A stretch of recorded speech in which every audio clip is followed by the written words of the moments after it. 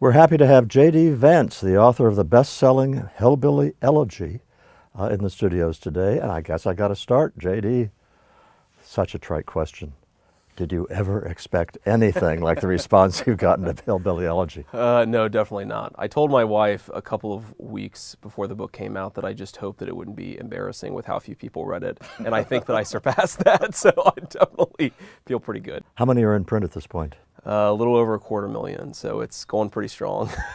That's those are numbers that policy wonks like me only dream about.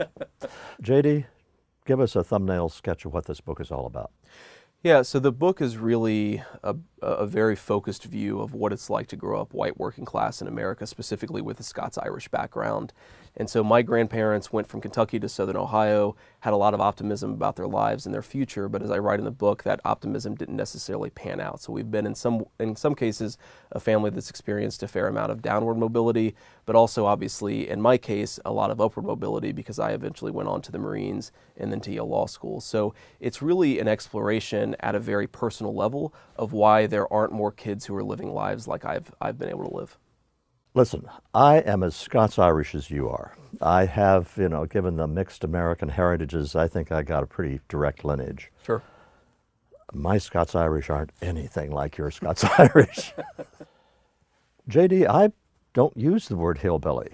I talk about country people and Sure. that sort of thing, and I've always felt kind of shy about using it, and you used it proudly. Tell me, what is a hillbilly? Yeah, well, so as my grandma said, a hillbilly is something that we can use in the family, but if somebody else calls you a hillbilly, then you have to punch them in the nose. And the idea is that it's an insider's term of endearment, and the way that we used it in our family is, one, that you had some connection to the land of Appalachia or Appalachia, depending on where you're from, how you say it, that you really love that land, you love the people who live there. And I do think there's this sort of country element to it. It's not just about Appalachia itself, it's sort of about loving the rural lifestyle and having some connection to it, either familial or otherwise. You've had the book out for a while. Sure. You've had all sorts of people do exactly what I did, tell you about how, oh yeah, they came from a similar kind of family and the rest of it. To what extent do you still see the hillbilly culture in which you grew up to be distinct from other white working class environments that people have talked to you about?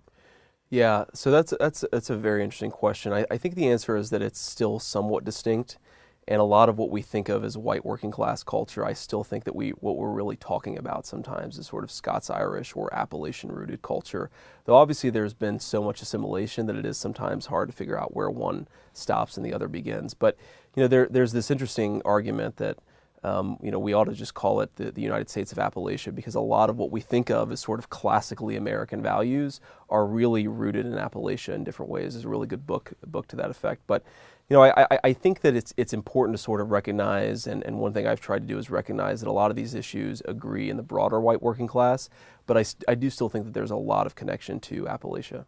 Well, in the census responses, the group of people that responds to the question of what's your ethnicity background, your ethnic background, the ones who say, I'm American, are the Scots-Irish. Exactly. That's exactly right. That's exactly right. Which, in my case, I've always bragged about my Scots-Irish background, and I have said, well, we were violent and we were drunk, but we made great pioneers. I didn't know the half of it until I read your book in terms of all kinds of stuff that that goes on in the culture you describe. Question: to what extent, you're a child of the 90s, right? That's right. You basically were growing up then. As you listen to your parents and your grandparents, to what extent has the hillbilly culture evolved since 1960? Yeah, well, I think it's definitely evolved almost because it's been forced to evolve, right? So one of the things my grandparents, I think, realized after they moved to Southern Ohio is that a lot of the values that they brought with them didn't necessarily translate into sort of middle-class American life. And that's an understatement. But I think because of that, especially among sort of upwardly mobile folks who have some connection to Scots-Irish or Appalachia, there's definitely an impulse to sort of discard your hillbilliness. There's a recognition that it's maybe something to be ashamed of, or maybe just something that you don't want to highlight. I think it's been really interesting, actually, since the publication of the book, to watch my cousins, who both grew up in very sort of middle-class families. They're both in college. One is 21, one is 19, and the way that the book has sort of brought them back in contact with their roots, because they knew my grandma very well, and they didn't realize how much she was a sort of cultural figure, and how much they really are part of that culture, even though they don't necessarily see it as something that's broader than themselves. Are these relatives of yours who are the children of the one, is it Milwaukee he went to, or? No, so Uncle Jimmy is in Texas. He went from Middletown to Texas to California, back to Texas. These are children of Aunt Wee, who's sort of a very important character in the book. And to what extent are they aware of the heritage of that they had? Well, you said they didn't know your grandmother was the way she was? Well, no, they certainly knew the way that she was, and I don't know that they quite placed it in a broader regional and cultural context. And so one of the really interesting things that my cousin did, she wrote this really beautiful piece about my grandma and about sort of recognizing where she came from in the wake of the book coming out. But she even said she sort of tried to hide her hillbilliness. She didn't tell other people about these outrageous family stories, and I didn't either until I got older. I started to appreciate that they were maybe something, unique and interesting, and not something to be just ashamed of. But it was only after I graduated from high school, as I said in the book, a lot of my very good friends heard about these stories for the first time while reading them in the book. It's not something I really bragged about until I got older. Okay, now tell me though, you get to Yale, Yeah. and you write about the ways in which Yale was a different world. Sure. Did you ever play the hillbilly card? Well, I don't know how I don't think that I ever played the hillbilly card. You know what I mean, where all at once you're talking with the deepest Kentucky accent you can come up with, and you're sort of luring other people into having an opinion of you, and then you smack them with some erudite comment they didn't expect. No, I never quite did that. I mean, I think I tried so hard to fit in and felt a little bit out of place. So I tried to sort of, maybe tried to hide it at the very beginning and never played the hillbilly card. I mean, one of the things I noticed is that it was at Yale that I really lost any semblance of a Southern accent. So it's something that people who knew me when I was a first-year student, not everybody, but they would say, you have a certain way of saying things. Are you from the South?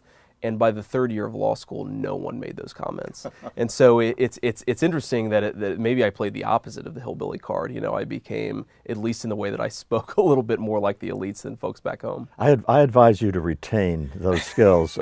We have a friend from Macon, Georgia. She a female in her 30s, and she is usually crisp and snap. She could pass for a New Yorker almost. Mm-hmm. But if she's in a situation where all at once that sweet Southern accent is really effective, it comes on in a flash, and she gets great mileage out of it. Okay, here's something that, as the author of The Bell Curve, I have to bring up. Dick Hernstein and I spent a lot of time documenting the relationship of IQ to impulse control and delayed gratification and thinking ahead to long-term consequences, and those correlations are real. And your mother certainly was pretty smart. She reported to you, I guess, that she was salutatorian, and in any case, she was academically successful. You got through high school, despite not being a model student in all respects. You got through the Marine Corps, through Ohio State, and then up to Yale Law School. Sure. Impulse control doesn't really describe your family's life in the book, and neither does delayed gratification or wise decision. What was going on with all of the ability that was in that family where so many strange decisions were made? Yeah, well, I guess impulse control maybe is all relative, and relative to some of my grandparents' ancestors, they were probably pretty good on that front. I definitely think that a lot of the people in my family were definitely really smart, but I will say that they weren't smart in a way that I found especially unique in the broader community. And this is one of the things I've sort of struggled with is, did I just sort of get lucky and I had smart family? I really don't think so. I didn't feel growing up that I was an especially smart kid. I didn't feel like an idiot. I felt maybe above average relative to the people that I went to high school with. And one of the things that seemed to drive success more than sort of hard IQ numbers was the delayed gratification and the impulse control, and also just a sense of like willfulness. A lot of people don't think in these communities that if they work hard, they're actually going to get ahead. And that was a really important component, I think, of why so many kids didn't do that well coming from the high school that I came from. So I'm probably not providing a very satisfactory answer, but it's definitely the case, I think, that I benefited a lot from some of the impulses of my grandparents, especially. But I also think that it's what seemed to really count back home was maybe what you might call non-cognitive skills as opposed to the more hard IQ numbers.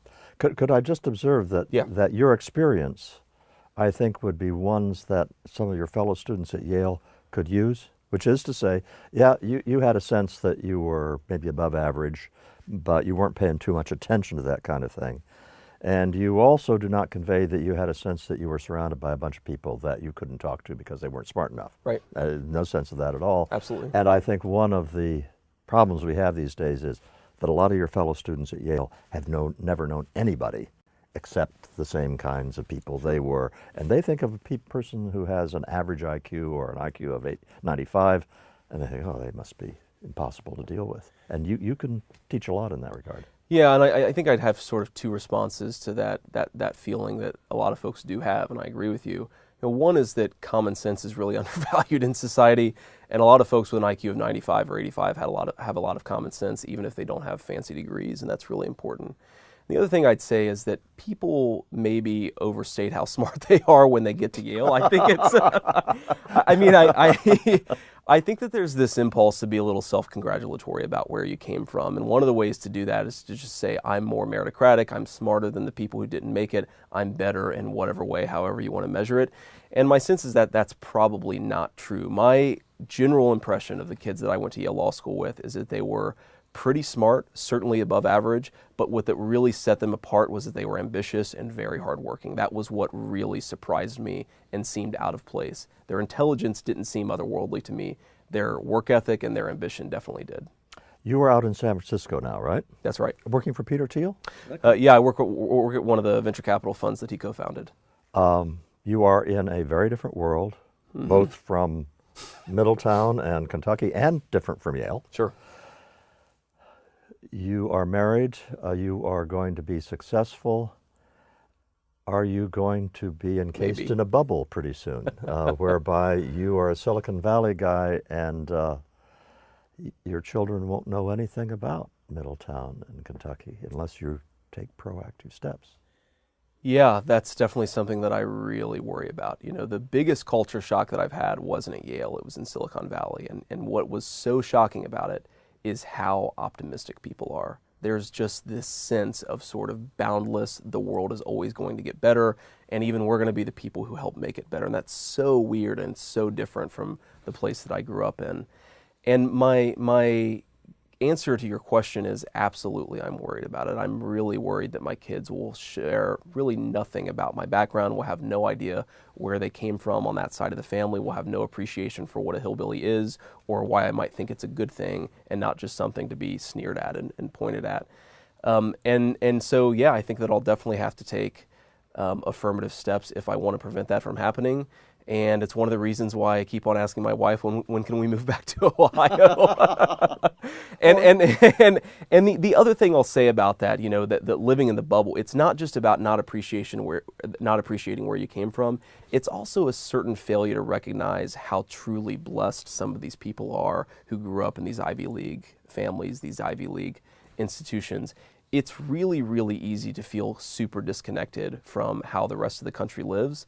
And I don't want my kids to feel like that. I really worry about that. And it's one of the things that I take as really a sort of blessing from the way that I grew up, is that I at least appreciate how other people are living their lives. And hopefully I never lose that. Hopefully my family doesn't either. I think a summer place in Kentucky is what you're going to need, where you go there every year, and when you don't get in your private jet, you drive and you stay at Motel 6s. I think the kids will work it all out. I've forced my wife to stay in a fair number of Motel 6s, and it's because they're outdoors, so we always travel with our 2 dogs. You can always sneak a couple of dogs into a Motel 6, so they have their advantages.